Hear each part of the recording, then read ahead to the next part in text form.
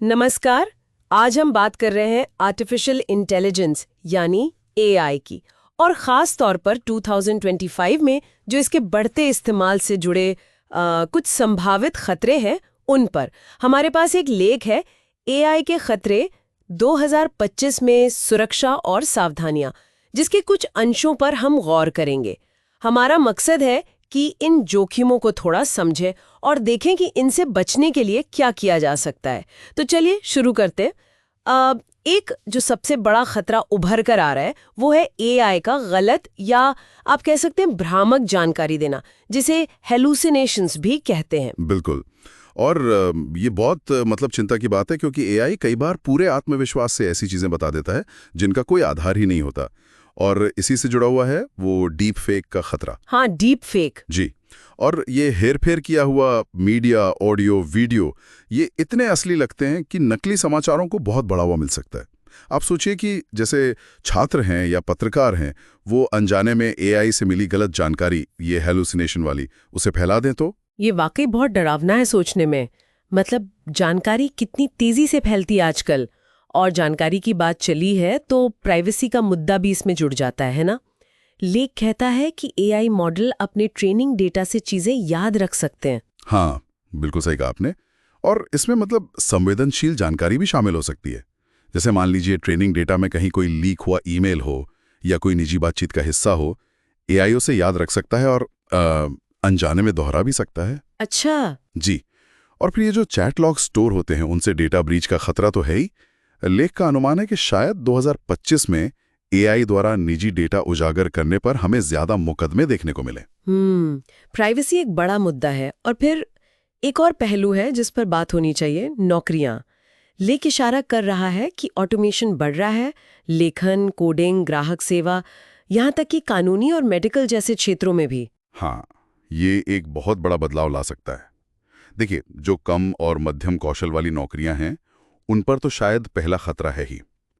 लेकिन दिलचस्प बात यह है कि रचनात्मक क्षेत्र भी इससे छूते नहीं रहेंगे। जैसे पहले माना जाता था कि ये तो इंसानों का ही काम है। सही कहा। पर अब एआई संगीत बना रहा है, तस्वीरें बना रहा है, लिख रहा है, तो ये दायरे थोड़े धुंधले हो रहे हैं। और इसी से जुड़ी एक और बात है, एआई पर हमारी निर्भरता। क्या ऐसा हो सकता है कि हम तथ्यों की जांच करना बंद कर दें या गहराई से सोचना ही कम कर दें? बस एआई ने जो कहा मान लिया। ये एक बहुत वास्तविक चिंता है। इसे आप एक तरह का एआई निर्भरता सिंड्रोम कह सकते हैं। अगर हम हर छोटी चीज के लिए एआई पर निर्भर होने लगें, तो हमारी अपनी जो सोचने समझने की, समस्या सुलझाने की क्षमता है, वो कमजोर पड़ सकती है। हाँ, ये तो है। ये एक बड़ा सवाल है कि तकनीक पर हमारी निर्भरता कितनी होनी चाहिए, कहाँ तक वो हमारा सहायक है और कहाँ से वो हमें मतलब कमजोर बना रहा है। और एआई में पूर्वाग्रह यानी बायस का मुद्दा भी है। एआई तो उसी डेटा से सीखता है जो उसे दिया जाता है। अगर डेटा में ही कोई नस्लीय, लैंगिक या राजनीतिक झुकाव है तो वो एआई के फैसलों में झलकेगा। बिल्कुल। और ये बहुत खतरनाक हो सकता है, जैसे भर्ती प्रक्रिया में या लोन देने में या फिर कानून लागू करने में भेदभाव बढ़ सकता है। अगर हम इसे और बड़े स्तर पर देखें तो इसका दुर्भावनापूर्ण इस्तेमाल भी एक बहुत बड़ा खतरा है। जैसे एआई संचालित फिशिंग हमले, वो और ज्यादा व्यक्तिगत हो जाएंगे और उन्हें पकड़ना बहुत मुश्किल होगा। अच्छा। वो आपके बारे में जानकारी इकट्ठा करके इतना सटीक निशाना लगाएंगे कि आप आसानी से झांसे में आ सकते हैं। फिर ऑटोमेटेड हैकिंग टूल्स हैं जो सिस्टम की कमजोरियों का इंसानों से कहीं ज्यादा तेजी से फायदा उठा सकते हैं।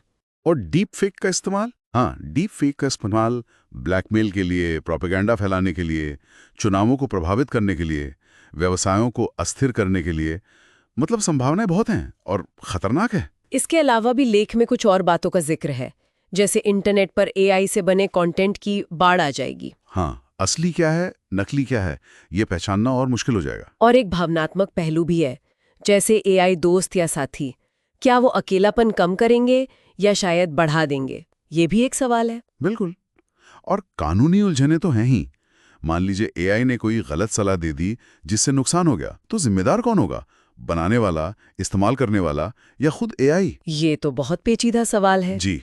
और कुछ विशेषज्ञ तो मतलब भविष्य में एआई के नियंत्रण से बाहर होने के अस्तित्वगत जोखिम की भी चेतावनी देते हैं। हालांकि इस पर अभी काफी बहस है, लेकिन एक चीज तय है, 2025 में एआई अलाइनमेंट पर बहुत ज्यादा ध्यान दिया जाएगा। अलाइनमेंट मतलब? करना कि एआई का विकास, उसके लक्ष्य, वो मानवीय मूल्यों और हमारे भले के साथ जुड़े हों, वो हमारे खिलाफ न जाएं। अच्छा, तो ये सब खतरे तो हैं, पर इनसे बचा कैसे जाए?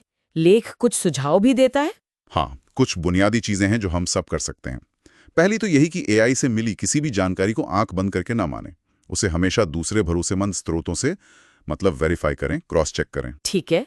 और दूसरा, कोशिश करें कि ऐसे एआई का इस्तेमाल करें जो प्राइवेसी को महत्व देते हों।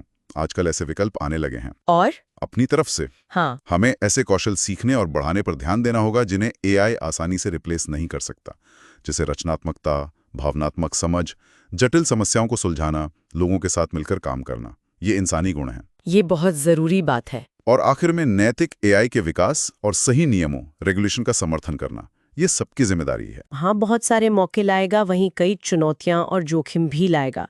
गलत जानकारी, डीप फेक्स, प्राइवेसी का हनन, नौकरियों पर असर, बहुत ज्यादा निर्भरता, पूर्वाग्रह और यहाँ तक कि इसका गलत इस्तेमाल भी। हाँ, और ये सब हमें एक बहुत ही बुनियादी और अहम सवाल पर लाकर खड़ा करता है। जैसे जैसे एआई और ज्यादा शक्तिशाली और हमारी जिंदगी का हिस्सा बनता जा रहा है, हम ये कैसे पक्का करें कि इसका विकास और इस्तेमाल मानवता के भले के लिए हो। तकनीक की रफ्तार बहुत तेज है। उस रफ्तार और हमारे जो मानवीय मूल्य हैं, उनके बीच सही संतुलन बनाना शायद ये आने वाले समय की सबसे बड़ी चुनौती होगी। इस पर सोचना बहुत जरूरी है।